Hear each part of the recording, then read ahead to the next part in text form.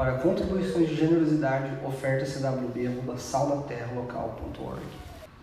Hoje a gente vai dar sequência aqui na nossa série A Vida Debaixo do Sol, que é uma série de exposições em Eclesiastes, no livro de Eclesiastes. E hoje a gente vai para o nosso segundo episódio, da série. E o tema que a gente vai falar hoje, como vocês viram na arte lá que a gente fez do Instagram, é a busca pela satisfação. Então, dentro dessa temática da vida debaixo do sol, que é o tema mais central do argumento desse texto, do livro, hoje a gente vai falar sobre isso, sobre a busca pela satisfação. E antes da gente entrar no texto mesmo, só queria reforçar algumas coisas que o David trouxe na semana passada, na abertura da série, falando um pouco sobre o livro, sobre o interesse do livro, o que o livro fala e tudo mais. O livro de Eclesiastes,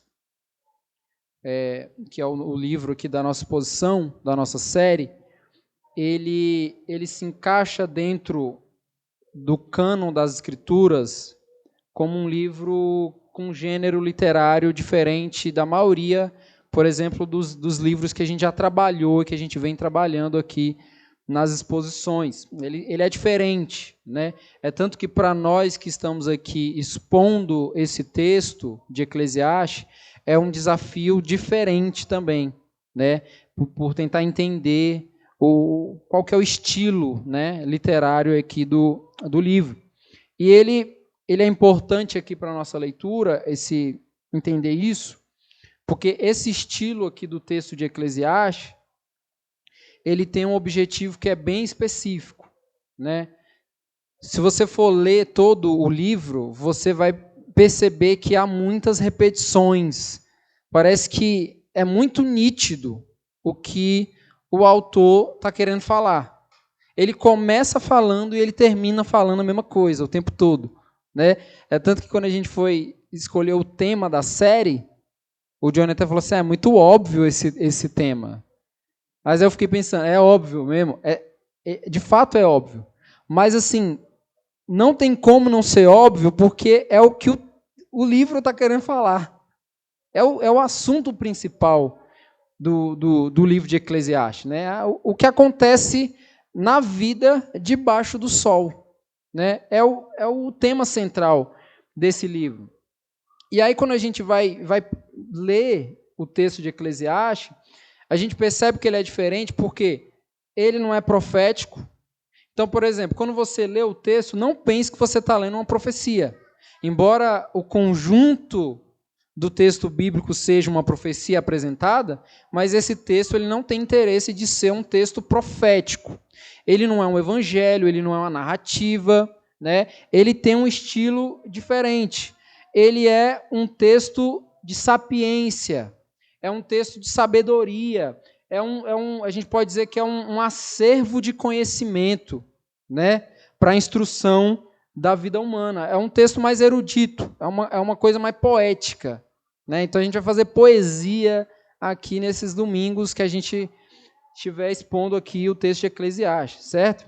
Então a gente viu também na semana passada que o autor desse livro, ele é identificado no texto como o pregador, filho de Davi, rei de Jerusalém. A gente, de maneira geral, costuma dizer que quem escreveu Eclesiastes foi Salomão, E que é muito provável que seja, tá? Só que a gente vai se ater aqui à informação que o texto coloca. Mesmo que na nossa cabeça a gente fique, é Salomão. Mas a gente não vai ficar usando o nome de Salomão, porque no texto em nenhum lugar vai dizer que foi Salomão que escreveu. O texto se apresenta como sendo o pregador que está escrevendo esse texto, certo? O pregador, filho de Davi, rei de Jerusalém. Mesmo que de maneira geral esse personagem seja identificado como Salomão, certo? A gente vai se ater aqui à ideia do pregador, a chamá-lo de pregador, tá bom? A gente sabe também que esse pregador, que é o autor do livro aqui, ele está instruindo a igreja em Jerusalém. Então, por isso que o nome do livro é Eclesiastes, porque é o pregador que está instruindo a eclésia, a igreja, né? Então, por isso que é Eclesiastes, tá bom? Então, mais para a gente introduzir aqui, lembrando um pouco do que o David falou na semana passada. E também para a gente sempre estar lembrando qual que é o interesse da escrita desse livro, tá bom? Então, no texto que a gente vai ler hoje, que é um pouco longo, por sinal, a gente vai ver aqui o desenvolvimento do que o pregador começou a falar no início do livro. Ele vai começar a desenvolver a sua fala aqui. A gente já sabe que o pregador ele tem um interesse específico e ele tem também um tema específico para tratar aqui no livro. E aí ele vai passar o livro todo desenvolvendo isso. Mesmo que ele repita, ele está desenvolvendo e ele repete. Desenvolve e repete. Sempre para a gente lembrar do que ele está querendo dizer realmente. Então, a gente vai ler hoje o texto do capítulo 1, do versículo 12, a partir do versículo 12, e a gente vai até o final do capítulo 2. Então, a gente vai ler do versículo 12 do capítulo 1 de Eclesiastes, e a gente vai até o versículo 26 do capítulo 2. Então, você vai ler aí do 12, versículo 12, até o final do capítulo 2, tá bom? É um texto longo, gente, mas não tem como a gente fazer menor, porque é a divisão mesmo do texto. O texto é dividido dessa forma, né? Por isso que a gente faz assim. Todo mundo achou aí? Eclesiastes capítulo 1, do verso 12, em diante até o final do capítulo 2. Tá? Vamos ler. Já deixando vocês tranquilos, nós não vamos fazer a exposição versículo por versículo, como a gente costuma fazer, porque o texto é bem longo, né? Geralmente, quando a gente pega um texto longo, a gente faz uma divisão entre o texto mesmo, sem precisar expor versículo por versículo, porque senão a gente faz uma série desse texto. Né? Então, vamos lá. O texto fala: Eu, o mestre, fui rei de Israel em Jerusalém. Dediquei-me a investigar e a usar a sabedoria para explorar tudo o que é feito debaixo do céu. Que fardo pesado Deus pôs sobre os homens. Tenho visto tudo o que é feito debaixo do sol. Tudo é inútil. É correr atrás do vento. O que é torto não pode ser endireitado. O que está faltando não pode ser contado. Fiquei pensando. Eu me tornei famoso e ultrapassei em sabedoria todos os que governaram Jerusalém antes de mim. De fato, adquiri muita sabedoria e conhecimento. Por isso, me esforcei para compreender a sabedoria, bem como a loucura e a insensatez. Mas aprendi que isso também é correr atrás do vento. Pois quanto maior a sabedoria, maior o sofrimento. E quanto maior o conhecimento, maior o desgosto. Aí no capítulo 2. Eu disse a mim mesmo, venha, experimente a alegria, descubra as coisas boas da vida. Mas isso também se revelou inútil. Concluí que o rir é loucura e a alegria de nada vale. Decidi entregar-me ao vinho e à extravagância, mantendo, porém, a mente orientada pela sabedoria. Eu queria saber o que vale a pena, debaixo do céu, nos poucos dias da vida humana. Lancei-me a grandes projetos. Construí casas e plantei vinhas para mim. Fiz jardins e pomares, e neles plantei todo tipo de árvore frutífera. Construí também reservatórios para irrigar os meus bosques verdejantes.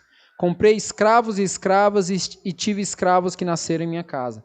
Além disso, tive também mais bois e ovelhas do que todos os que viveram antes de mim em Jerusalém. Ajuntei para mim prata e ouro, tesouros de reis e de províncias. Servi-me de cantores e cantoras, e também de um harém, as delícias dos homens. Tornei-me mais famoso e poderoso do que todos os que viveram em Jerusalém antes de mim, conservando comigo a minha sabedoria. Não me neguei nada que os meus olhos desejaram. Não me recusei a dar prazer algum ao meu coração. Na verdade, eu me alegrei em todo o meu trabalho. Essa foi a recompensa de todo o meu esforço. Contudo, quando avaliei tudo que as minhas mãos haviam feito e o trabalho que eu tanto me esforcei para realizar, percebi que tudo foi inútil, foi correr atrás do vento. Não há nenhum proveito no que se faz debaixo do sol. Então passei a refletir na sabedoria, na loucura e na insensatez. O que pode fazer o sucessor do rei a não se repetir o que já foi feito? Percebi que a sabedoria é melhor que a insensatez, assim como a luz é melhor do que as trevas. O homem sábio tem olhos que enxergam, mas o tolo anda nas trevas. Todavia percebi que ambos têm o mesmo destino. Aí fiquei pensando, o que acontece ao tolo também me acontecerá. Que proveito eu tive em ser sábio? Então eu disse a mim mesmo, isso não faz o menor sentido. Nem o sábio, nem o tolo serão lembrados para sempre. Nos dias futuros, ambos serão esquecidos. Como pode o sábio morrer como o tolo morre? Por isso desprezei a vida, pois o trabalho que se faz debaixo do sol pareceu-me muito pesado. Tudo era inútil, era correr atrás do vento. Desprezei todas as coisas pelas quais eu tanto me esforcei debaixo do sol, pois terei que deixá-las para aquele que me suceder. E quem pode dizer se ele será sábio ou tolo? Todavia terá domínio sobre tudo o que realizei com o meu trabalho e com a minha sabedoria debaixo do sol. Isso também não faz sentido. Cheguei ao ponto de me desesperar por todo o trabalho no qual tanto me esforcei debaixo do sol. Pois um homem pode realizar o seu trabalho com sabedoria, conhecimento e habilidade, mas terá que deixar tudo o que possui como herança para alguém que não se esforçou por aquilo. Isso também é um absurdo e uma grande injustiça. Que proveito tem um homem de todo o esforço, de toda a ansiedade com que trabalha debaixo do sol? Durante toda a sua vida, seu trabalho é pura dor e tristeza. Mesmo à noite, a sua mente não descansa. Isso também é absurdo. Para o homem não existe nada melhor do que comer, beber e encontrar prazer em seu trabalho. E vi que isso também vem da mão de Deus. E quem aproveitou melhor as comidas e os prazeres do que eu? Ao homem que o agrada, Deus dá sabedoria, conhecimento e felicidade. Quanto ao pecador, Deus o encarrega de ajuntar e armazenar riquezas para entregá-las a quem o agrada. Isso também é inútil, é correr atrás do vento. Amém? Vamos ter uma palavra de oração. Deus, muito obrigado, Senhor, pela Tua palavra. Peço que ela nos oriente, segundo a revelação pela qual ela foi escrita, Pai. Que o Senhor prepare o nosso coração, que o Senhor prenda e cativa a nossa mente, Pai, a mensagem, e que nós possamos ser transformados, Pai, pelo Evangelho, no nome de Jesus. Amém. Texto longo, né? Mas é bem interessante esse texto, né, gente? Os versículos 12 e 13 aqui do primeiro que a gente leu no capítulo 1, ele fala a seguinte coisa: eu, o mestre, fui rei de Israel em Jerusalém. Dediquei-me a investigar e a usar a sabedoria para explorar tudo o que é feito debaixo do sol. Que fardo pesado Deus pôs sobre os homens. Começa o texto falando isso.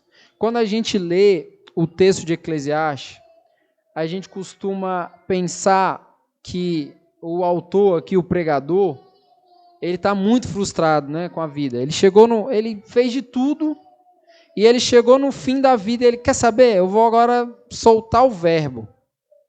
Eu vou de uma maneira bem pessimista apresentar para as pessoas que vão ler e me ouvir tudo que é de ruim, que na verdade tudo que se faz na vida é perca de tempo.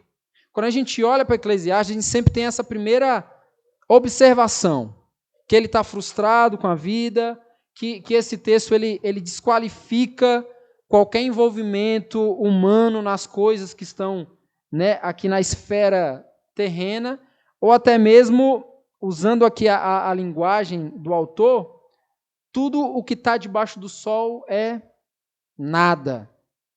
Tudo que se faz debaixo do sol é perca de tempo, certo?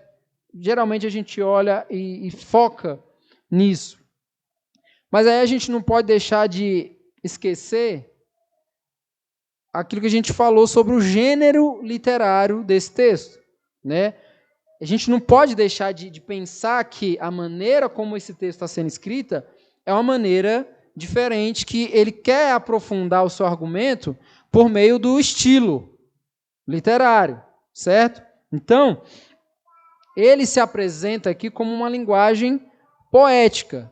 Isso traz um sentido ainda mais profundo para as frases que são colocadas, certo? A maneira do estilo textual faz mais sentido para aquilo que o pregador está querendo falar.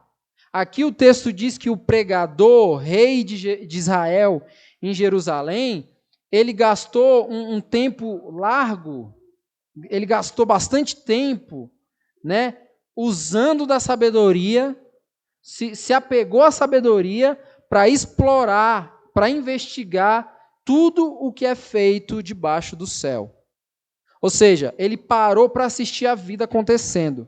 Só que ele não parou simplesmente para fazer isso com os olhos naturais. Então, tipo assim, vou observar aqui e pronto. Não. O texto diz que ele usou da sabedoria para poder analisar tudo o que está acontecendo ali na vida debaixo do céu. Ou seja, na vida terrena. Esse trabalho aqui de investigar do pregador estabelece aqui para nós o que é a tônica do livro, né? O interesse principal do livro. O pregador está diante de um mundo infinitamente ocupado. Tudo que o pregador está falando, ele está falando porque, usando da sabedoria, investigando, analisando, ele percebeu um mundo muito ocupado. Um mundo gastando tempo demais em ocupações. Tudo que ele está querendo dizer aqui tem base nessa realidade. Olha, o mundo está ocupado demais. E isso, o texto de Eclesiastes é tão pontual para a gente, porque se assemelha muito com a nossa realidade. A realidade do nosso tempo. Um mundo muito ocupado. Um mundo que tem uma agenda extensa e larga. Por quê? Porque tem o interesse de cumprir algo que vai trazer realizações para esse tempo debaixo do céu, que o pregador vai dizer que tudo é inútil.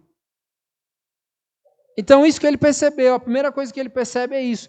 Um mundo incansavelmente se ocupando em trabalhos, ocupações que levam à futilidade.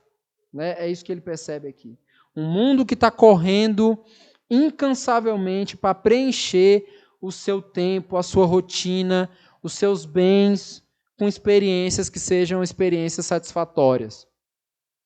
No final das contas, o pregador ele se dedicou a investigar um mundo que caminha em busca de satisfação. Por isso que o tema do nosso sermão hoje é a busca pela satisfação. Porque é o que ele analisou. O que o pregador aqui analisou é um mundo ocupado, se ocupando em busca de satisfação. Um mundo caminhando em busca de satisfação. E aí a gente vai pegar esse texto longo aqui, e aí eu quero dividir ele em 3 partes, para a gente ver o interesse de todo o argumento do pregador aqui, em 3 partes, certo?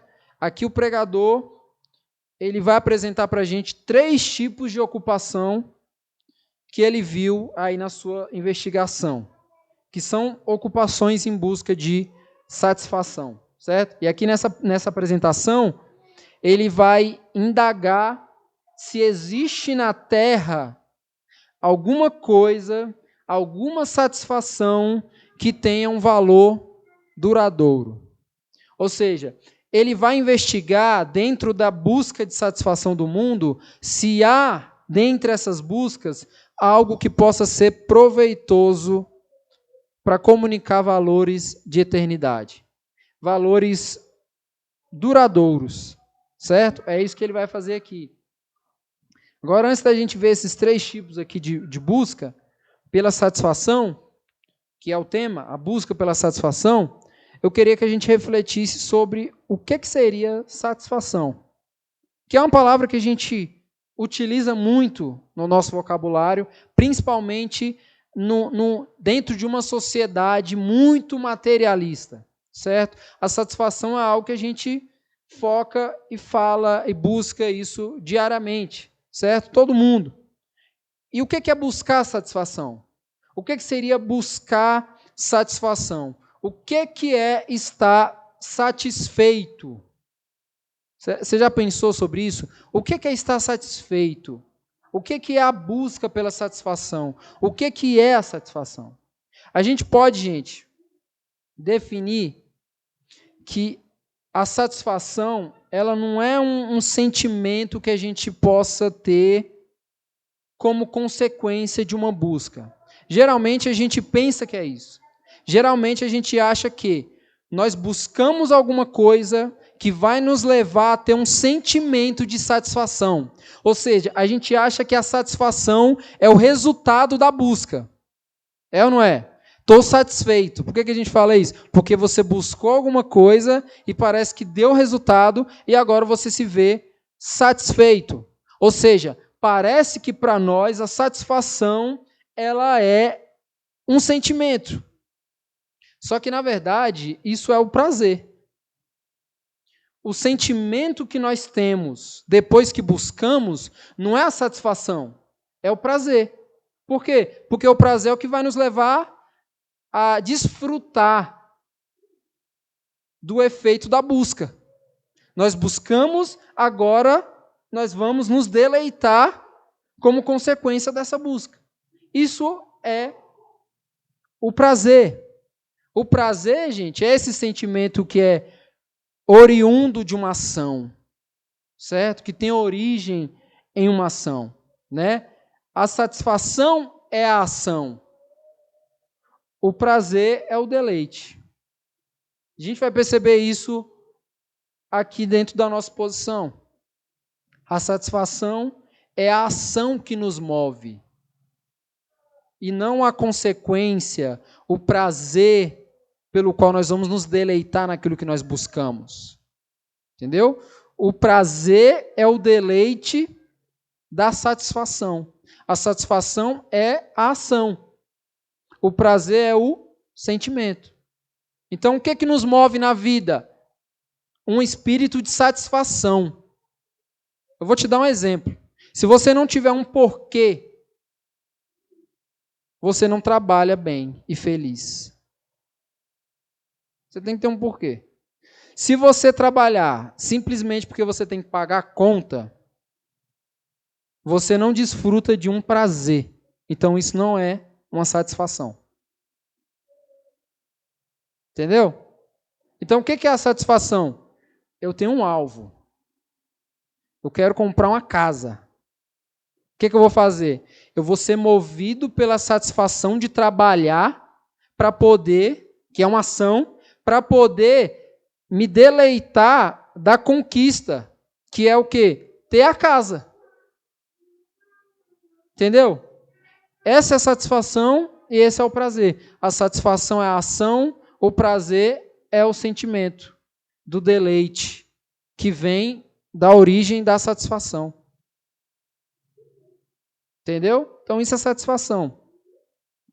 Então, aqui no texto, o pregador, o autor aqui, ele vai relatar que diante dessa investigação que ele fez, ele se deu conta um mundo extremamente ocupado em busca de satisfação. Certo? O mundo está extremamente ocupado porque ele está em busca de satisfação. E aí a gente vai falar sobre 3 buscas de satisfação que o pregador analisou e viu nesse mundo ocupado. A primeira busca é a satisfação das riquezas, a segunda é a satisfação da sabedoria e a terceira é a satisfação do trabalho. Riquezas, sabedoria e trabalho, certo? Então o pregador está dizendo aqui que esse mundo que ele está analisando, ele está se ocupando de satisfações que os leve ao prazer. O empenho do mundo é se ocupar naquilo que pode levá-lo a ter prazer, a ter um sentimento de prazer. Agora, a grande indagação aqui é que o prazer que se busca nessas satisfações que ele apresenta são vaidade. Ele diz que é vaidade. Ou seja, são como um vento. O David falou muito bem no domingo passado que a palavra vaidade aqui no texto não é a vaidade que a gente conhece. Não é a vaidade que nos torna vaidoso. Mas a vaidade aqui no texto, gente, é como se fosse fumaça. Sabe? Vento. É uma coisa que escorre entre os dedos. É uma coisa que desaparece. Ou seja, é uma coisa fútil. Certo? O pregador, já ia falar o pregador, ele passa o livro todo falando sobre vento, fumaça. E isso é vento, fumaça. E isso é como vento, como fumaça. Aí o que ele está começando a dizer?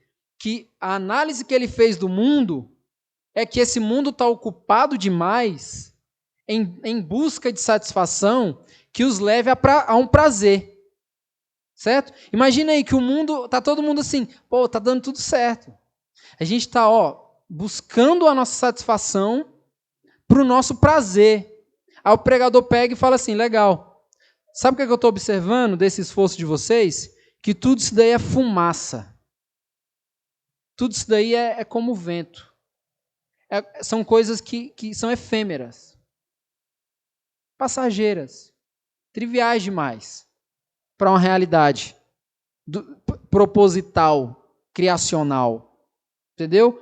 É isso que ele vê aqui, ou seja, algo insustentável para se apalpar. Imagina aí você ter uma vida buscando uma satisfação para desfrutar de algo que você não consegue sustentar, que você não consegue apalpar, de tão transitório que é. Imagina aí que você trabalhou a sua vida toda em busca de satisfação para desfrutar do prazer de ter uma casa própria, e aí quando você se aposenta e você pega aquela bolada e agora você vai realizar aquilo que vai te dar prazer, você pega e morre. O que foi que você viveu? Você viveu, como o pregador está dizendo aqui, correndo atrás do vento. Gente, você já pensou o que é correr atrás do vento? É loucura. Correr atrás do vento é insanidade. É ou não é? Imagina aí que você passa na rua e vê um cara correndo atrás do vento. Você fala, ô maluco, olha que doido. Não é? Porque é insanidade. Não faz sentido. É isso que o pregador está querendo indagar aqui, diante da análise que ele faz. O povo, o mundo, está se ocupando em algo que é insustentável, algo que não pode se apalpar, porque foge entre os dedos. É isso que ele observa aqui. Ou seja, no final das contas, essa busca por satisfação é apenas o reflexo do mundo em examinar, né, o reflexo do exame que nós, seres humanos, fazemos do nosso próprio coração em busca de significados. Ou seja, o mundo está se ocupando porque está refletindo o que o próprio coração produz. O que o nosso coração produz no mundo? Busca por sentido, busca por significados. Então nós nos empenhamos em busca de satisfação. Por quê? Porque nós estamos em busca de sentido, em busca de significados. Ou seja, nós só estamos refletindo aquilo que o nosso coração produz internamente. Ou seja, nós estamos externando aquilo que o nosso coração está produzindo. Quanto mais nós entendemos algo, menos resposta nós temos. A gente estuda, porque acha que a gente vai conhecer cada vez mais. Quanto mais nós estudamos, mais dúvidas nós temos. mais questionamentos nós temos.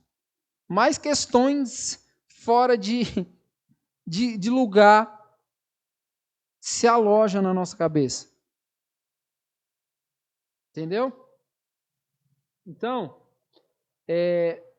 a satisfação é a busca pelos significados e os sentidos. Essa busca por satisfação é uma busca por significados, é uma busca por respostas, é uma busca para que as coisas façam sentido. Quando algo não faz sentido na nossa cabeça, aquilo tira a nossa paz. É ou não é? Quando tem algo que não está bem resolvido, aquilo tira a nossa paz, certo? Então a nossa satisfação, a busca pela nossa satisfação, é isso, é uma busca por significados e uma busca por sentidos. Então o homem, ele trabalha porque isso é um anseio satisfatório que vai o levar a um sentimento de prazer. Isso é uma maneira, gente, isso é uma busca intensa por significados. É algo que tem que trazer sentido, certo? A Bíblia, ela fala algo muito interessante. Ela fala que o trabalho dignifica o homem. É ou não é? Toda vez que a gente pensa biblicamente sobre o trabalho, a gente pensa, eu preciso trabalhar porque a Bíblia diz que o trabalho, ele dignifica o homem. Só que isso não tem a ver com os significados e nem com a recompensa que essa satisfação pode trazer para a gente. O trabalho nos dignifica não porque ele nos dá recompensas por causa do nosso empenho. Consegue entender isso? Não é que nós somos dignificados. Comecei a inventar a palavra. Pelo trabalho, porque se eu trabalho, eu consigo obter algo que me recompense pelo meu esforço. Então, eu sou digno. Por isso que a gente bate no peito e fala assim, eu comprei porque eu me esforcei, então eu sou digno. Por quê? Porque o trabalho dignifica o homem. Não é? A gente não pensa isso? Só que não é, a ideia não é essa. A ideia não é que isso tenha a ver com o significado que isso pode trazer do nosso empenho, do nosso esforço. Não tem a ver com a recompensa que essa satisfação pode trazer, pode nos dar. Porque satisfação, gente, é busca pelo prazer particular. Consegue entender isso? Satisfação é busca por um prazer particular. Então, o trabalho não te dignifica para que você tenha uma recompensa.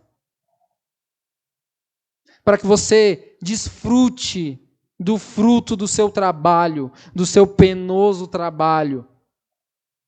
Por quê? Porque isso é algo que te dá prazer. É algo que te recompensa. É algo que gera um prazer particular. Simplesmente. A Bíblia, ela não nos orienta a trabalhar como busca por satisfação. Por isso que a primeira coisa que o pregador está observando aqui, da futilidade do mundo, da ocupação do mundo, é a busca pela satisfação das riquezas. Porque a maioria dos seres humanos trabalham porque a busca de satisfação do trabalho não é o trabalho. Quase ninguém nesse mundo diz assim, eu amo trabalhar. E quando diz porque tem uma recompensa muito satisfatória, que gere prazer, deleite, mas não porque aquilo traz sentido e significado para ele. Então a Bíblia não vai dizer, não vai nos orientar a trabalhar como busca por satisfação. O que dignifica o homem é o trabalho onde o fruto disso assume responsabilidade para além de si mesmo. Aí a gente começa a ser mais bíblico para falar sobre o trabalho. É quando o fruto do seu trabalho assume e abraça responsabilidades que estão para além de si mesmo. O que é que a Bíblia vai dizer, gente? Também, quem roubava... Olha que interessante o que a Bíblia diz. Quem roubava não rouba mais. Aí ela não para aí, ela fala, pelo contrário, o que faz agora? Trabalha. Quem roubava, não rouba mais. Pelo contrário, agora trabalha. Ou seja, quem tirava do outro, não tira mais. Não é para tirar mais. Aquele que tirava da dignidade do outro, não tira mais. Pelo contrário, agora coloca. Agora reparte. Você entende que trabalho na Bíblia, ela está em contraste com o roubo? Por que está em contraste com o roubo? Porque o texto diz que quem roubava não rouba mais, agora trabalha. Por quê? Porque quem rouba tira. Quem trabalha, coloca.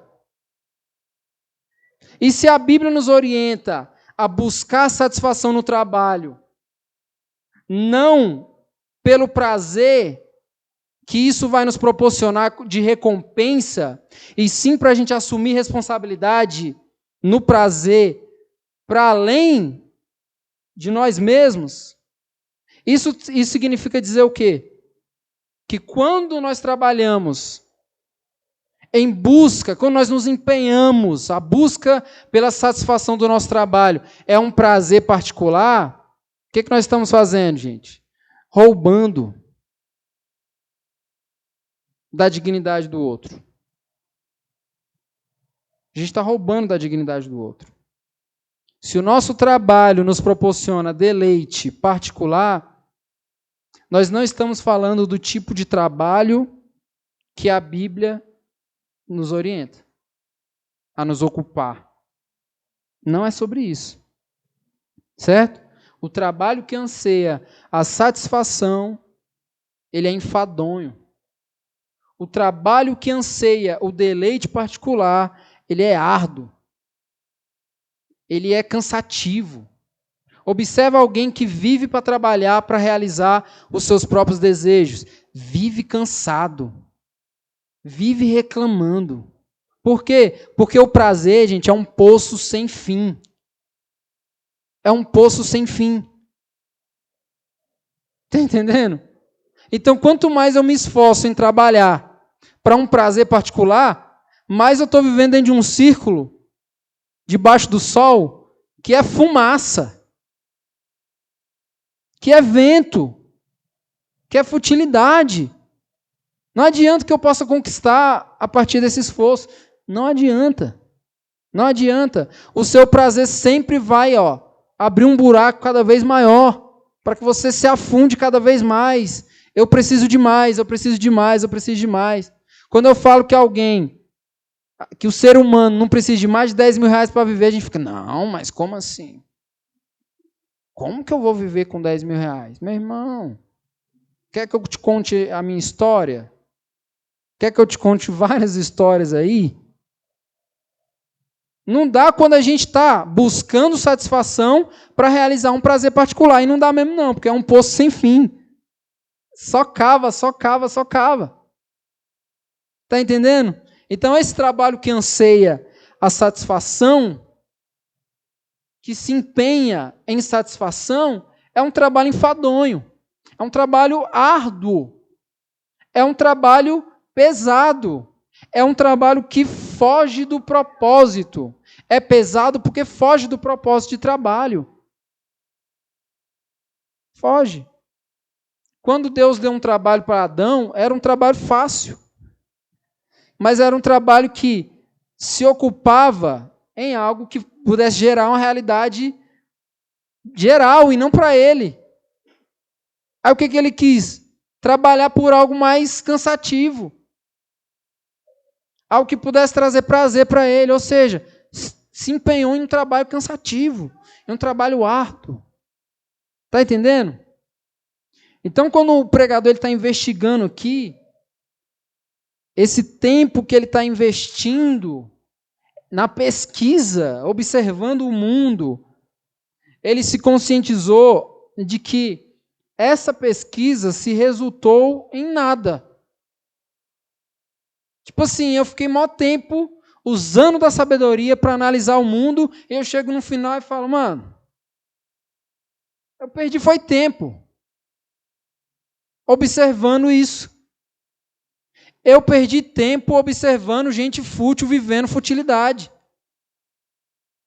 Você percebe que a maioria de nós perde tempo com futilidades, observando gente fútil vivendo futilidade?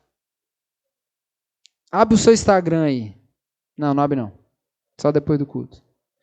A maioria das pessoas só produzindo futilidade. E a gente se ocupando a maior parte da nossa vida em observar, assistindo os fúteis com as suas futilidades. Olha aí o mundo. Está entendendo? Essa é a vida. Então, o pregador, depois que viu o mundo, pensou assim, cara, eu perdi tempo.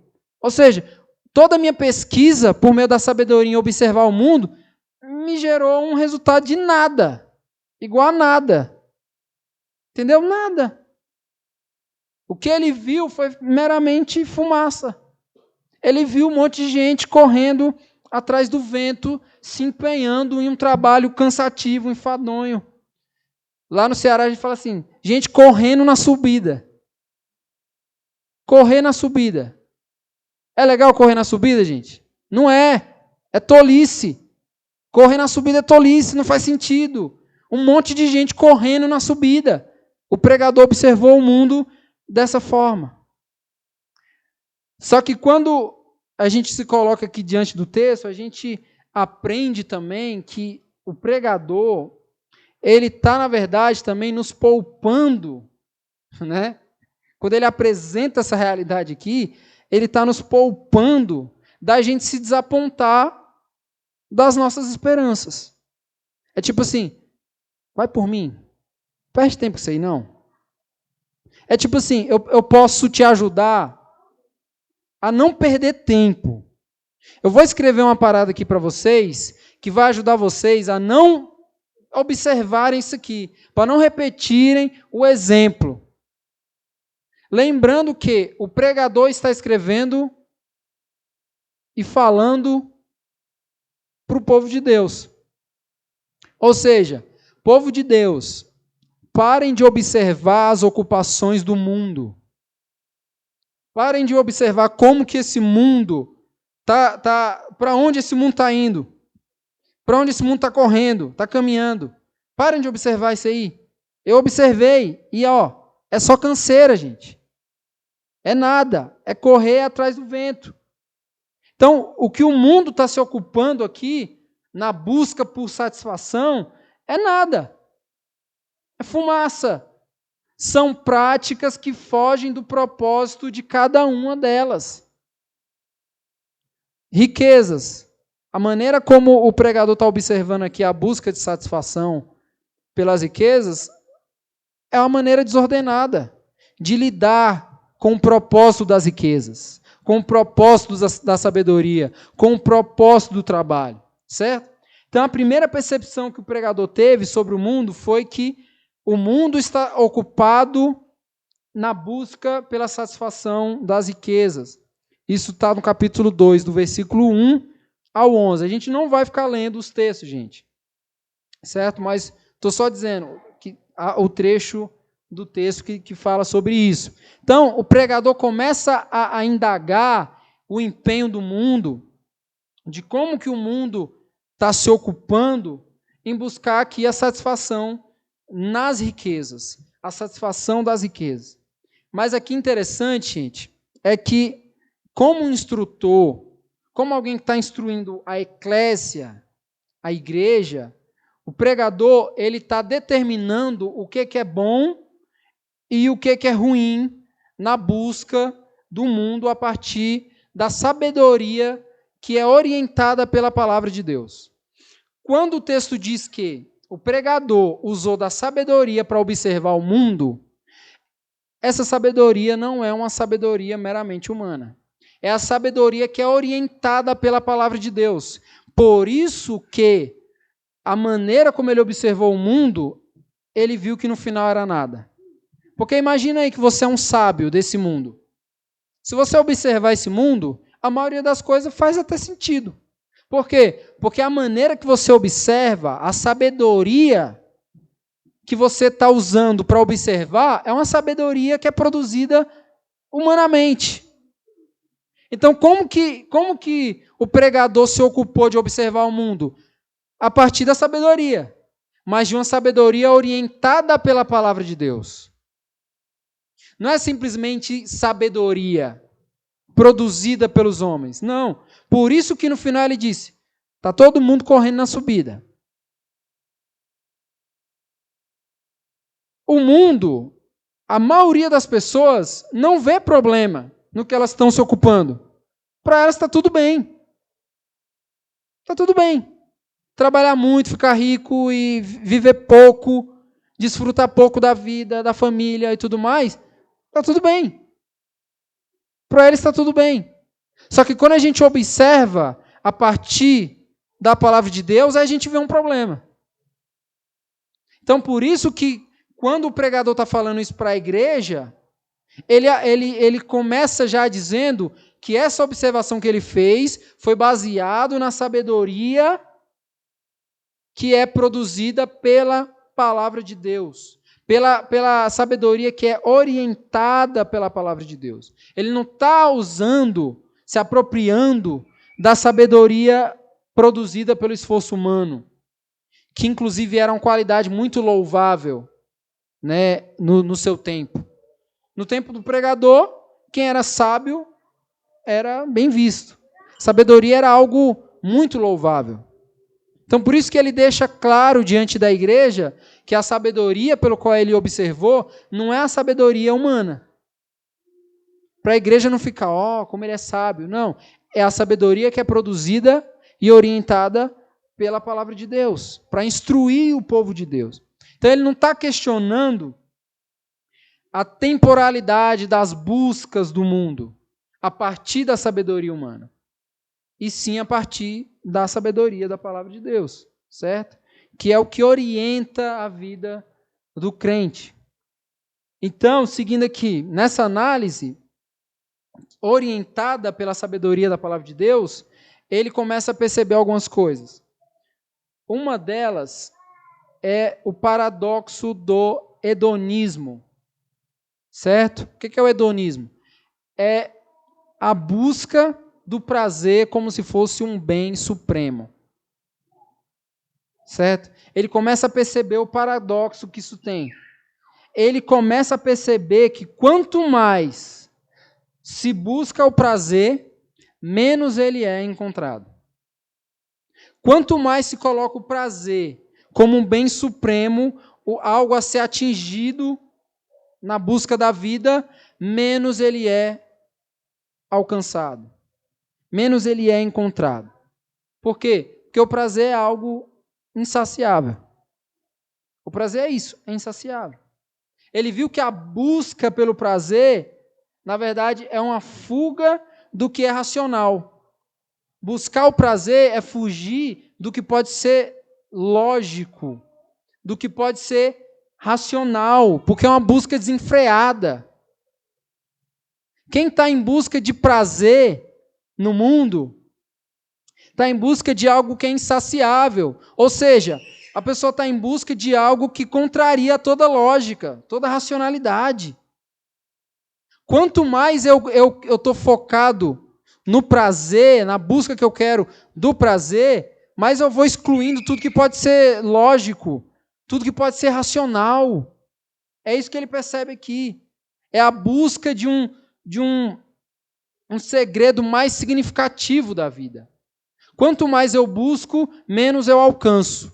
Quanto mais eu busco, mais eu quero descobrir o que pode ter de significado na vida. Ou seja, no final das contas, a busca pelo prazer é esse poço sem fim. É uma busca onde esse esforço é sempre por algo que nunca vai nos deixar saciado. O prazer é isso.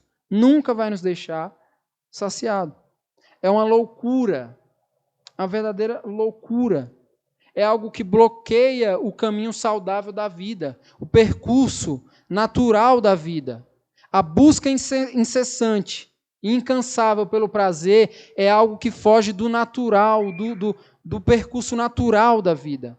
Por quê? Porque foge de toda e qualquer racionalidade. Entendeu? Então eu quero tanto aquilo que eu não estou nem aí para o meu companheiro de trabalho. Eu posso dar uma rasteira nele fácil, ou seja, toda a racionalidade foi jogada fora. Por quê? Porque eu estou focado naquilo que eu quero. É uma ofensa à racionalidade. É uma ofensa ao ciclo natural da vida. É uma loucura. É algo que está bloqueando o caminho saudável da vida. Para quê? Para se viver uma realidade paralela. Aqui está a vida, aqui está a realidade paralela de quem está buscando incansavelmente os prazeres. Está vivendo um mundo paralelo. Então ele não consegue perceber que tem gente que é pobre. Ele não consegue perceber que tem gente que passa fome. Não consegue perceber nada. Por quê? Porque está numa realidade paralela. Está numa realidade totalmente paralela. Certo? Então, para o pregador se empenhar nesse mundo em busca do prazer, das riquezas, como algo que é o bem supremo, né? Aqui é um ataque à boa vida prometida, desde a criação do mundo. Quando Deus cria o mundo, há uma promessa de uma boa vida para o ser humano. Uma vida que é orientada pela palavra de Deus. Uma vida que é orientada segundo a orientação do Deus que criou esse universo, que sabe os caminhos. Deus sabe os becos, as vielas desse mundo. Ele conhece, Ele sabe. E Ele nos criou para viver essa realidade, de desfrutar dessa realidade. Então, o que o pregador está vendo aqui é uma busca por algo que ofende esse anseio criacional de Deus, da boa vida. Né? A busca desse bem supremo, que é o prazer, é um ataque a essa boa vida prometida desde a criação do mundo. Sabe o que é isso, gente? É uma distorção da realidade. Sabe por quê? Porque é uma apreciação do que é feio e não daquilo que é belo. É uma distorção, é uma disfunção. Quem vive assim está observando e desfrutando do que é feio. Está contemplando o que é feio e não o que é belo. Certo? É o deleite da vida na perspectiva materialista e não na perspectiva criacional. De uma grande família vivendo em favor uns dos outros. Consegue entender aqui? Então, em resumo aqui, o que esse pregador está querendo dizer dos versículos 1 ao 11? Do capítulo 2 aqui. As alegrias das realizações e dos prazeres terrenos são insatisfatórios. São coisas que escorrem entre os dedos. É perecível. É algo perecível. Custa caro e é perecível. É como você comprar uma comida muito cara e colocar, deixar em cima da mesa lá, esquecer de comer e aquilo estragar. Ou seja, se empenhou por algo que custou e viu perecer. Custa caro e é perecível. Ou seja, é prejuízo, é loucura. E loucura, aqui quando a gente vê loucura colocada aqui no texto, gente, não tem a ver com loucura de mente desajustada. Né? Não é loucura mental. Isso aqui, na verdade, tem a ver com a perversidade moral, loucura. É perverso. Entendeu? Isso aqui é perverso. Se empenhar nisso é perverso. Entendeu? O pregador está observando tudo isso aqui, tendo também em vista o seu próprio empenho nisso tudo. É interessante porque ele observou isso, está falando para o povo, só que ele observou que ele mesmo se dedicou a uma vida assim. Ele mesmo se dedicou a uma vida em busca dos prazeres desse mundo. O que ele diz? Eu disse a mim mesmo, venha, experimente a alegria, descubra as coisas boas da vida, mas isso também se revelou inútil. Concluí que o rir é loucura e a alegria de nada vale. Decidi entregar-me ao vinho e à extravagância, mantendo, porém, a mente orientada pela sabedoria. Eu queria saber o que vale a pena, debaixo do céu, nos poucos dias da vida humana. Lancei-me a grandes projetos. Construí casas e plantei vinhas para mim, fiz jardins e pomares, plantei todo tipo de árvore, construí reservatórios para irrigar os meus bosques, comprei escravos e escravas, tive escravos também que nasceram em minha casa. Além disso, tive também mais bois e ovelhas do que todos os que viveram antes de mim em Jerusalém. Ajuntei para mim prata e ouro, tesouros de reis e de províncias. Servi-me de cantores e cantoras e também de um harém, as delícias dos homens. Tornei-me mais famoso e poderoso do que todos os que viveram em Jerusalém antes de mim, conservando comigo a minha sabedoria. Não me neguei nada que os meus olhos desejaram, não me recusei a dar prazer algum ao meu coração. Na verdade, eu me alegrei em todo o meu trabalho. Essa foi a recompensa de todo o meu esforço. Contudo, quando avaliei tudo o que as minhas mãos haviam feito e o trabalho que eu tanto me esforcei, percebi que tudo foi inútil. Foi correr atrás do vento. Não há nenhum proveito no que se faz debaixo do sol. Então, quando ele observa o próprio empenho dele naquilo que é temporal, ele assume que experimentava alegria, mas deixou de atingir a satisfação de produzir qualquer coisa que tivesse valor eterno. Olha o que ele observou na vida dele. Que com todo o empenho dele em tudo isso, ele observou que a alegria dele não atingia satisfação em produzir algo que fosse, que comunicasse um valor eterno. Ou seja, ele se alegrou demais no trabalho. Por quê? Porque todo o trabalho que ele fez deu muito prazer para ele. Só que ele chegou no final e observou que toda essa alegria não produziu nada de valor eterno. Não produziu nada que pudesse externar para fora do seu próprio prazer aquilo pelo qual ele se empenhou a vida toda. O empenho dele aqui, gente, a vida toda, era para atingir o prazer. E esse prazer é insaciável. Esse prazer, ele busca as próprias realizações. É apenas fumaça. Ele observou isso aqui dele. E a segunda percepção que ele teve sobre o mundo, primeira foi a busca pela satisfação das riquezas. A segunda coisa que ele compreendeu é a busca pela satisfação da sabedoria, que está dos versículos 1 do capítulo... Não, dos versículos 12 do capítulo 2 ao 17. Capítulo 2, isso. Dos 12 ao 17, ele vê a busca pela satisfação da sabedoria. Então, um mundo ocupado em buscar as riquezas e agora um mundo ocupado em buscar a sabedoria. E aí aqui, se você observar o texto, ele vai fazer uma comparação entre a sabedoria e a loucura. Ele vai colocar a sabedoria e a loucura e vai fazer um comparativo aqui. A sabedoria, na qual o pregador está questionando aqui, que o mundo está buscando, ela é a sabedoria secular. É a sabedoria que tem resultado no esforço humano. É a sabedoria que, na verdade, revela a loucura, revela a insensatez. O texto vai colocar sabedoria e insensatez como sinônimos. O pregador vai falar de sabedoria como se ele estivesse falando de loucura e de insensatez. Certo?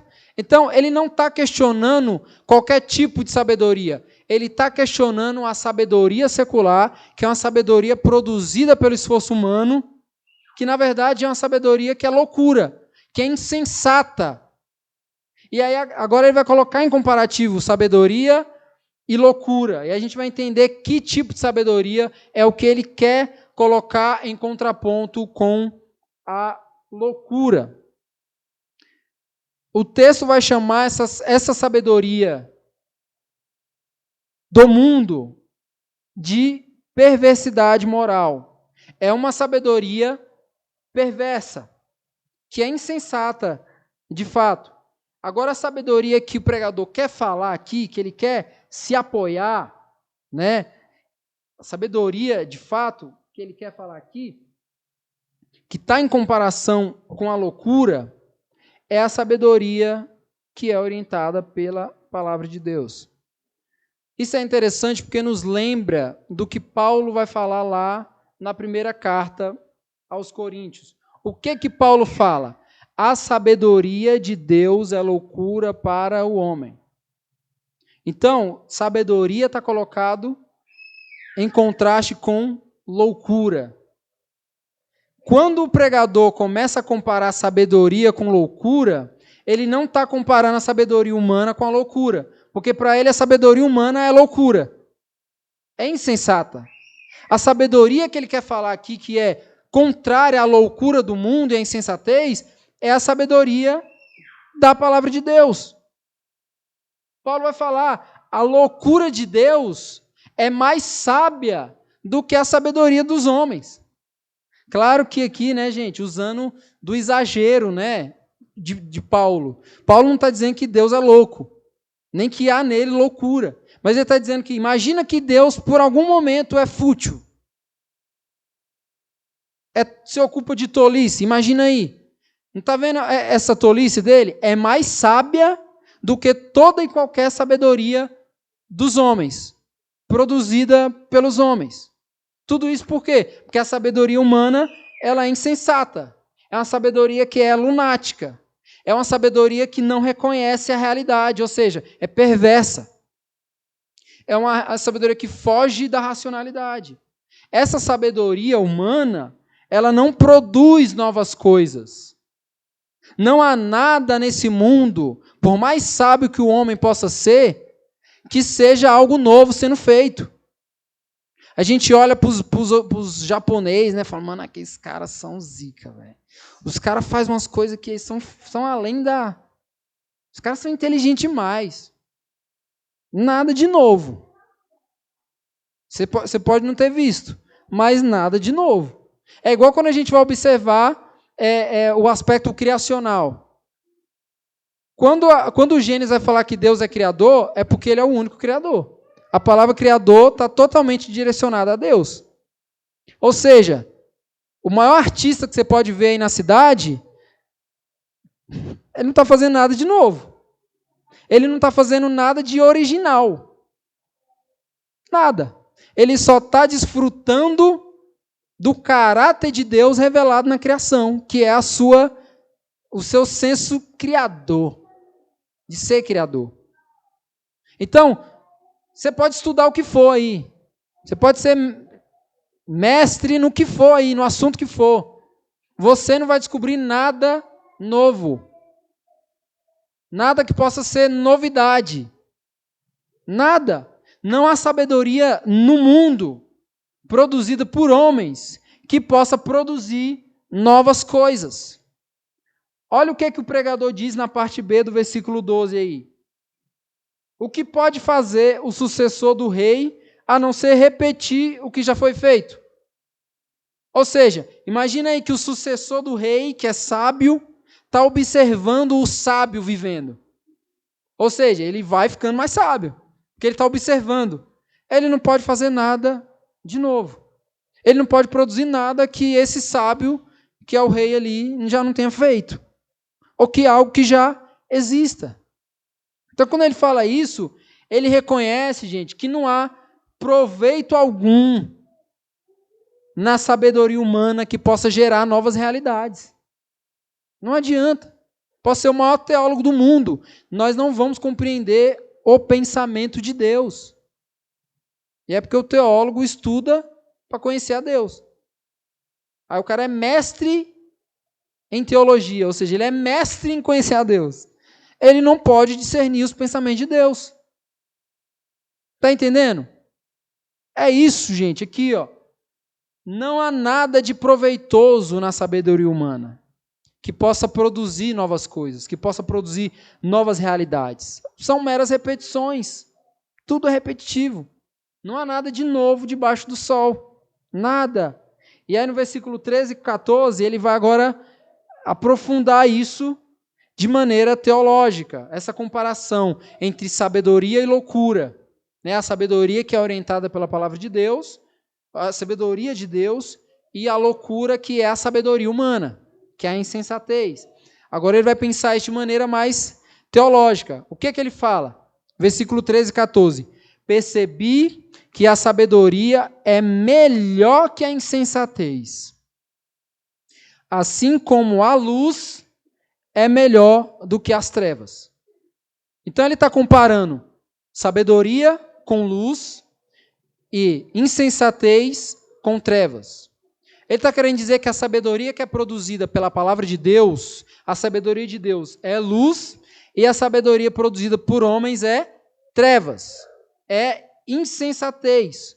O que ele diz mais? O homem sábio tem olhos que enxergam, ou seja, está sendo guiado pela sabedoria de Deus, mas o tolo anda nas trevas.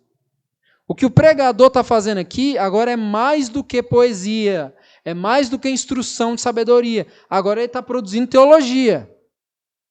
Agora ele está comparando a resposta do mal a algo que existe, que é o bem.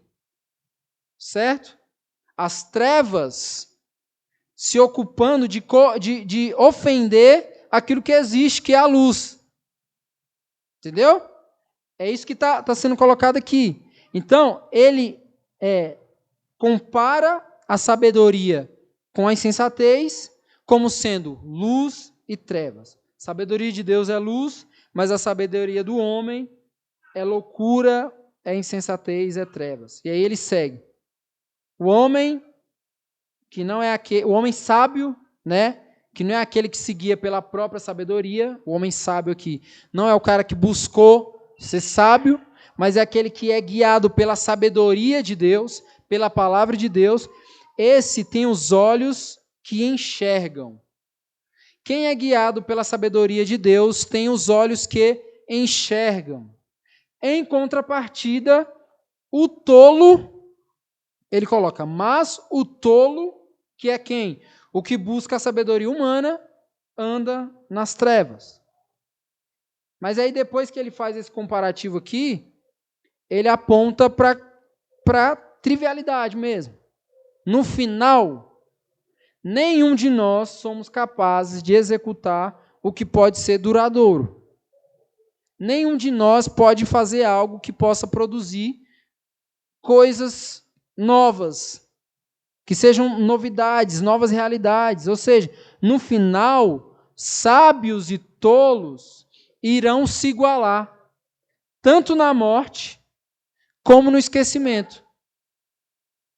No final das contas, você que foi orientado pela palavra de Deus e que é um sábio, e o tolo, que foi orientado pela sabedoria humana, vai se igualar.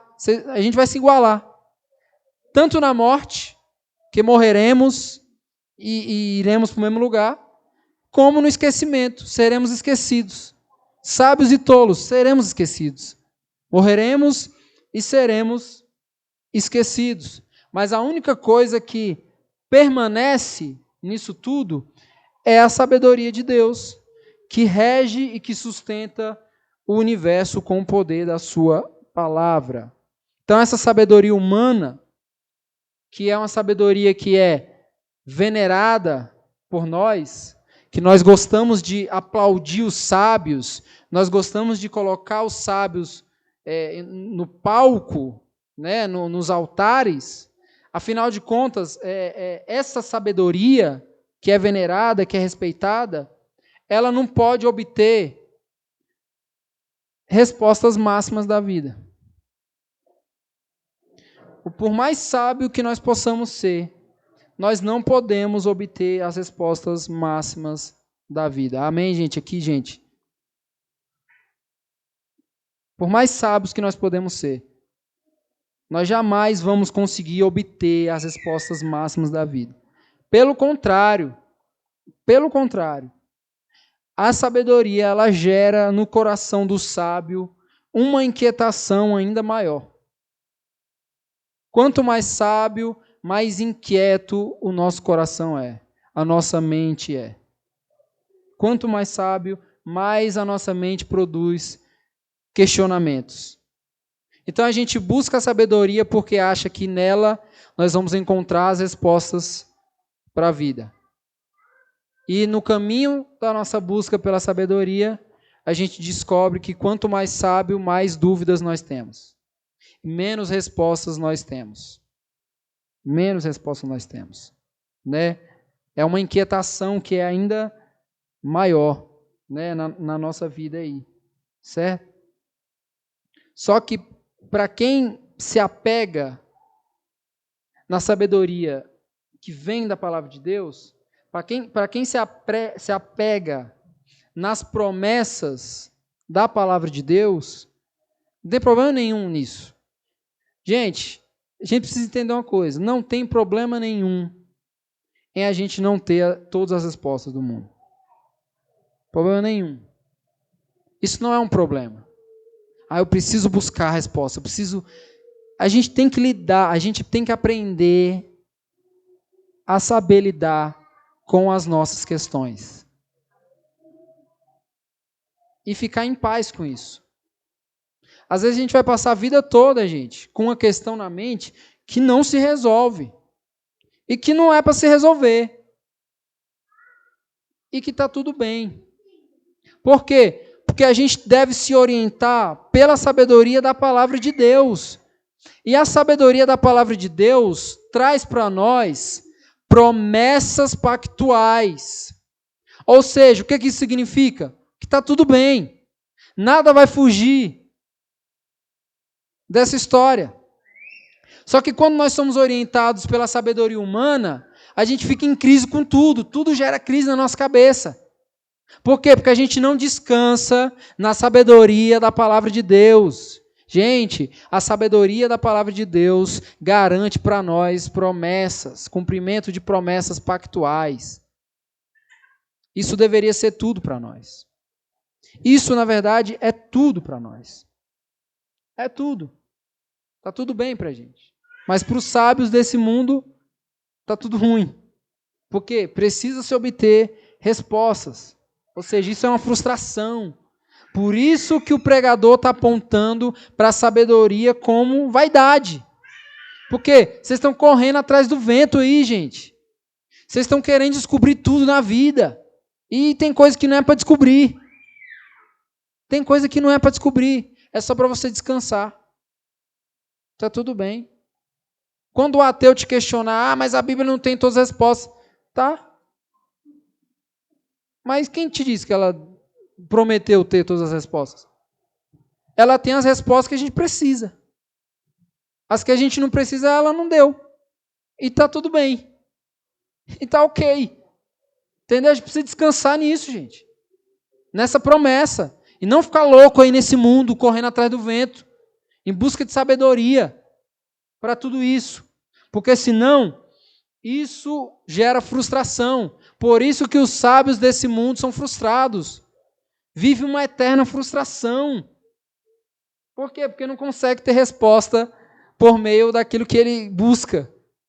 Produzida por aquilo que ele busca. Tipo assim, eu vou aprender para ter resposta. Aí quando ele não tem, ele se frustra. Por quê? Porque ele se acha incapaz. Eu preciso estudar mais então. Aí vai, estuda mais, aí gera outras dúvidas, de outras coisas. E aí fica um negócio sem fim. Então, o que o pregador está dizendo? A busca pela satisfação da sabedoria é fumaça. É vento. É algo solúvel. Está entendendo? É isso. E aí, na parte final, o pregador fala sobre a busca pela satisfação do trabalho. Dos versículos 17 ao 27, ele vai falar sobre isso, sobre o trabalho. Agora a gente vê aqui o pregador tratando das questões que pode ser mais proveitosa para uma vida comum, que é a questão do trabalho. Primeiro, ele indica que há algo que impede o deleite do trabalhador em relação aos frutos do seu próprio trabalho? O que interrompe o processo de deleite, de prazer do fruto do trabalho humano? Aqui no texto, a morte. Ele fica totalmente indignado. Por quê? Porque a morte interrompe o destino da satisfação dele. A morte interrompe. Tipo assim, cara, eu estava chegando lá e de repente, pum, papocou. De repente, ó, já era. Entendeu? É incômodo para ele aqui, gente, no texto, a ideia dos seus frutos, o fruto do seu trabalho, parar na mão de outras pessoas, ele não desfrutar. Tipo assim, como assim eu vou trabalhar a vida toda, quando eu vou desfrutar, enfim, do fruto do meu trabalho, eu morro e deixo para um cara que nem se esforçou. Olha que doideira isso. Vou deixar aí para alguém que não sei nem se vai ter a mesma sabedoria que eu para administrar isso. Esse é o problema das grandes famílias brasileiras, da elite. É o problema. A gente tem exemplos muito claros. Famílias, né, gerações e gerações empresariais. Aí morre e deixa para o outro. Aí morre e deixa para o outro. Morre e deixa para o outro. Morre e deixa para o outro. E por aí vai, por aí vai. Então ele está indignado aqui. Ele está incomodado com essa ideia de que ele não pode desfrutar do trabalho das suas próprias mãos e que outras pessoas vão desfrutar. Para ele é um trabalho que é enfadonho. Gastar a vida toda se dedicando à satisfação aqui do trabalho e a morte vem, interrompe aqui o seu deleite, né? E outra pessoa desfruta disso sem nenhum esforço. Então, quando o homem busca satisfação no trabalho, ele busca obter uma recompensa de prazer, que a gente iniciou falando. A satisfação pelo trabalho tem como objetivo desfrutar da recompensa que é o prazer. Por isso que ele se dedica incansavelmente, porque quanto mais trabalho, mais recompensa. Quanto mais eu trabalho, mais eu sou recompensado pelo meu trabalho.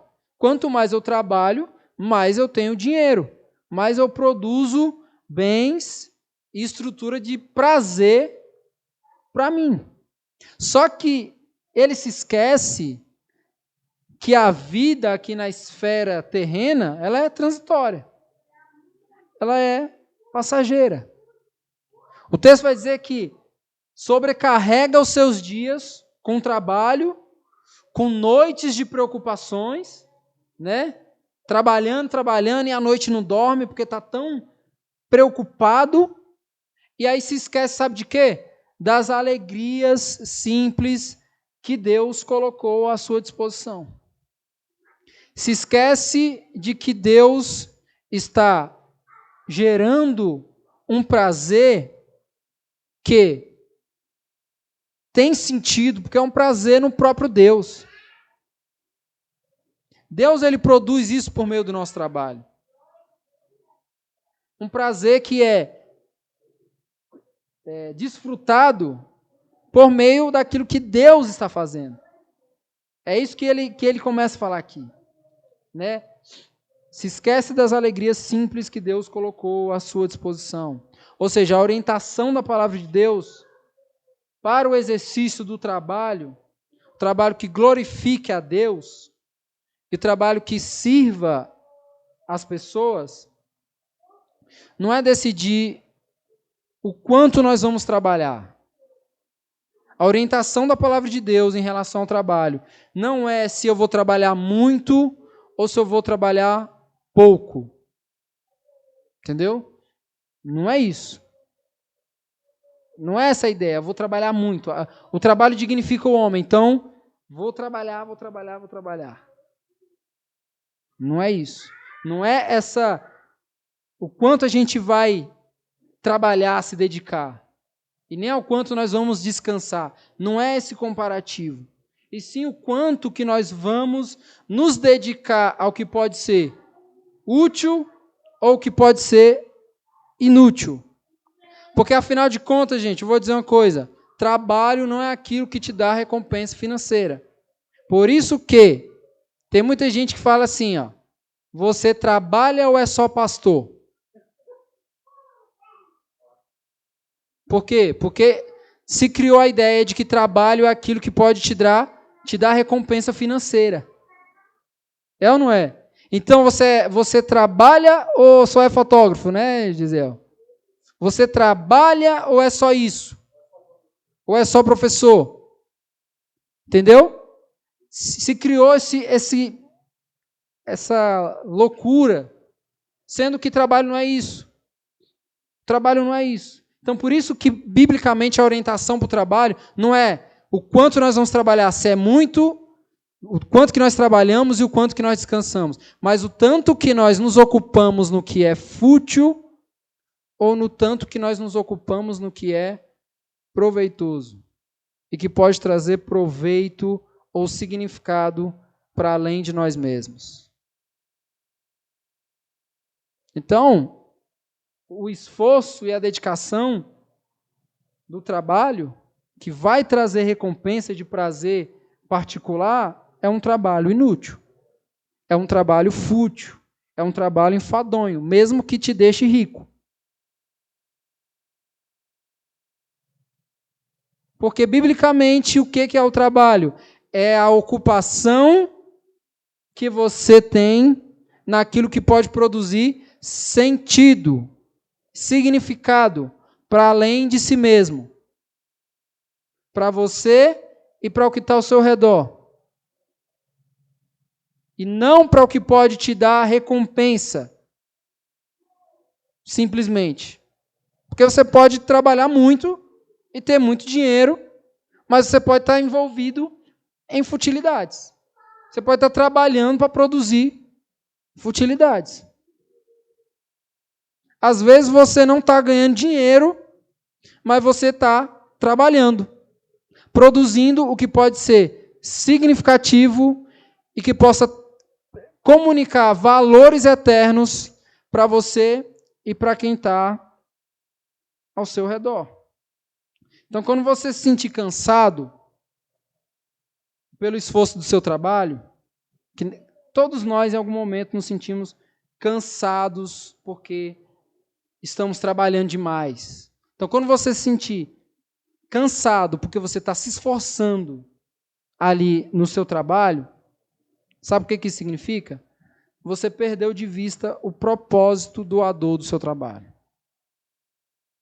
Você perdeu de vista o que o seu trabalho pode produzir de bom para além de você mesmo. Ou seja, você deixou de compreender o que é trabalho. E você está só envolvido em algo que vai girar uma máquina. Isso tanto faz se é para você pagar suas contas ou se é para você estar sempre comprando o que você quer e que não atinge ninguém. Entendeu? Então, quando você se sentir cansado, pense sobre isso. Qual que é o propósito do meu trabalho? Por que eu trabalho? Se o trabalho tem que ter um espírito doador para além de mim mesmo, por que eu estou cansado em trabalhar? Por que esse trabalho está me cansando? Porque talvez eu esteja usando ele com a finalidade errada. Ou observando a partir de um propósito errado. Você está apenas permanecendo para poder arcar com as suas responsabilidades mensais. E ponto. E ninguém está sendo atingido pelo prazer que ele pode proporcionar. Ou seja, insensatez. Ou seja, você não está trabalhando sendo orientado pela sabedoria da palavra de Deus. Gente, o que o pregador está questionando aqui não é se o cara quer ser rico, se o cara quer ser sábio, ou se o cara vive para o trabalho. Não é isso. Ele está questionando o propósito de cada uma dessas coisas que está desordenada. O que ele viu no mundo foi o propósito das riquezas desordenado, totalmente desordenado. O propósito da sabedoria totalmente desordenado.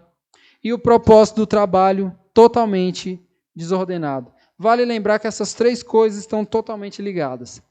Riquezas, trabalho e sabedoria. Para nós que somos cristãos, qual que é o princípio dessa tríade aqui? A sabedoria. Ser sábio, sendo orientado pela palavra de Deus, para trabalhar, e as riquezas que forem produzidas, se forem produzidas a partir desse trabalho, possa ser usada de maneira sábia. A serviço para além de si mesmo. Para prazer para além de si mesmo. Porque senão é busca de satisfação por um prazer que é um poço sem fim. Quanto mais eu vou, tipo assim, ajudar um missionário, agora não vai dar, porque eu comprei uma casa nova aí, tenho que pagar apartamento novo, um carro novo, e por aí vai. Ou seja, você está caminhando para sempre realizar aquilo que pode te dar prazer, e esse prazer é um poço, sem fim.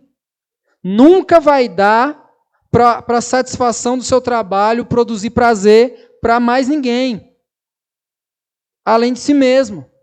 Nunca vai dar. Por quê? Porque nos falta sabedoria orientada pela palavra de Deus. Quem roubava não rouba mais, pelo contrário, agora trabalha. Ou seja, quem tirava do outro agora não tira mais. O que faz agora? Coloca. Reparte. É isso. É isso. E aí o versículo 24 diz: para o homem não existe nada melhor do que comer, beber e encontrar prazer em seu trabalho. E vi que isso também vem da mão de Deus. Ou seja, a busca incessante do homem em gerar prazer para si mesmo, por meio do seu trabalho, não passa de uma ilusão. Sabe por quê? Porque isso vem da mão de Deus. Uma coisa que eu sempre falo, gente. Você, se tiver um emprego ou não, você não vai morrer. Se você perder seu emprego hoje, não fique desesperado, você não vai morrer amanhã. Porque você não vive como consequência do que você produz no seu trabalho. O que te mantém não é o que você produz. Não é o seu dinheiro que te mantém. Te colocar no chão da vida. Não é o dinheiro do seu salário que te sustenta. Não é. Não é. O que o pregador está falando aqui? Para o homem não existe nada melhor do que comer, beber e encontrar prazer em seu trabalho. Ou seja, por que nós trabalhamos tanto? Porque a gente quer comer no melhor lugar. Cara, tudo isso daí é porque a gente está envolvido em um projeto que é trabalhar para que isso aconteça. Aí o que ele diz? Eu vi que isso vem da mão de Deus. Ou seja, eu estou achando que eu estou vivendo porque eu trabalho. Eu estou achando porque eu me alimento, me visto, como, faço aquilo outro, porque eu trabalho. Mas não. É porque isso vem da mão de Deus. Porque Ele que é o sustentador da vida humana. Ele que é o sustentador da nossa existência.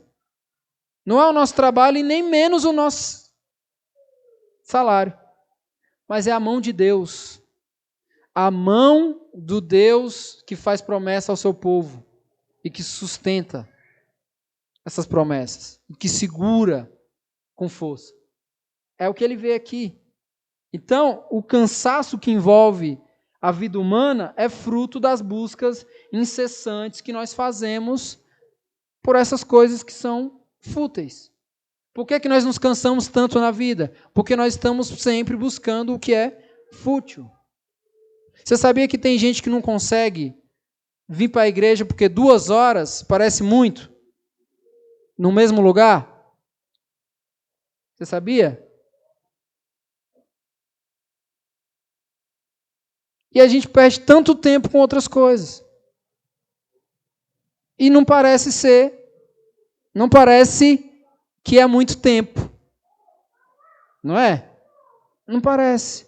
Então a gente se cansa por quê? Porque a gente trabalha? Não, porque a gente trabalha mal. O nosso cansaço não é pelo trabalho.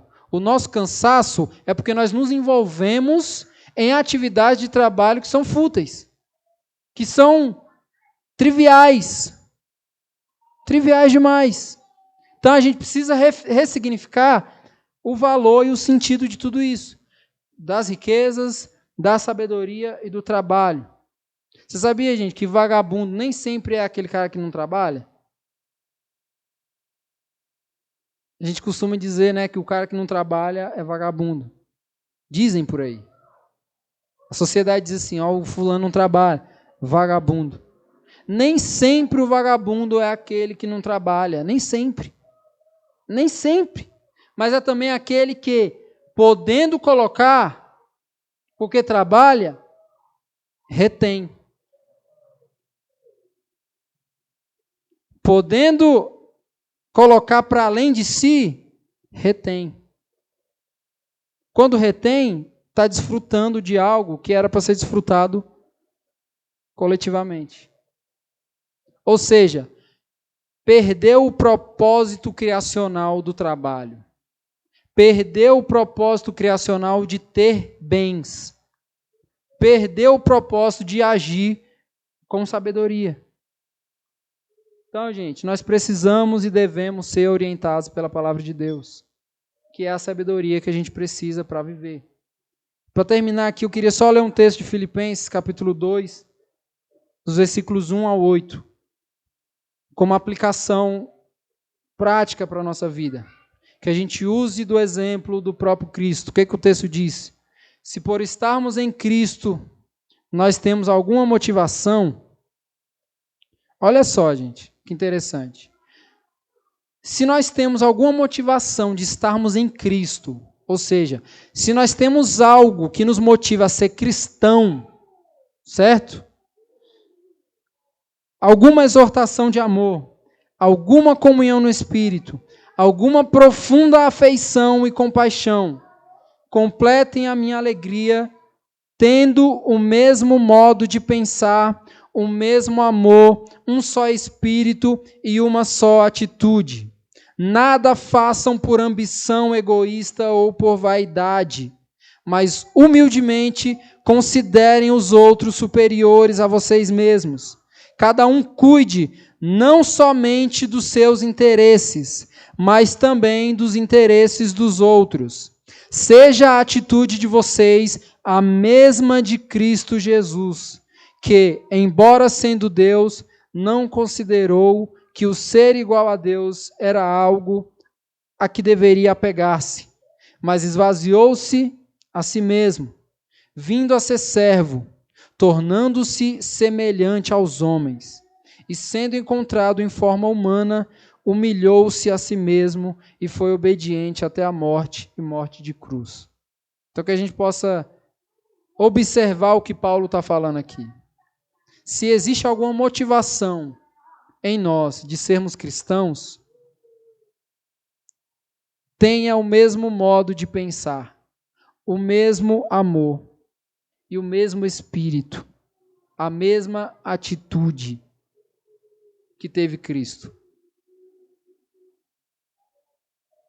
Que isso seja a aplicação de tudo isso para a nossa vida. Se a gente quer de fato ser cristão, gente, algo precisa morrer em nós. Se a gente quer de fato se assemelhar aos do caminho, que eram identificados como cristãos por motivos de muito valor, que o Evangelho possa transformar a nossa vida. Que o Evangelho possa transformar a nossa mente, que o Evangelho possa transformar a nossa conta bancária, que o Evangelho possa nos dar sabedoria para viver nesse mundo que está sendo orientado pela sabedoria humana. Gente, o Evangelho é contracultural, nós somos contraculturais em relação a esse mundo. O que isso significa? Nós somos a oposição desse mundo. A gente não pode ficar correndo em direção ao vento igual esse mundo está. A gente precisa correr atrás do que a palavra de Deus nos diz que nós devemos correr. Tendo o mesmo modo de pensar, o mesmo amor, a mesma dedicação que teve Cristo Jesus. Que sendo o mais sábio de todos, sendo o próprio Deus, podendo caminhar, chegar até Atenas, chegar entre os gregos, entre os sábios e mostrar a sua sabedoria, preferiu descer do seu status, se colocar em forma de homem, se humilhar e se dedicar, ser obediente até a morte. Amém? Então, se a gente quer ser cristão, que a gente seja orientado pelo testemunho do próprio Cristo. Ou seja, que o Evangelho transforme quem nós somos. Amém? Queria que você fizesse uma oração particular nesse momento, baixasse sua cabeça. Diante de tudo que a gente falou, eu sei que foi longo hoje, o texto era muito longo, não tinha como não ser tão longo, né? Se a gente passa tanto tempo fazendo outras coisas, a gente tem que ter paciência também para ouvir a palavra de Deus. Então, que você se coloque diante de Deus nesse momento em oração. Concentre as suas atenções aqui. Concentre as suas atenções aqui. E se deixe ser guiado pelo Espírito de Deus. Amém?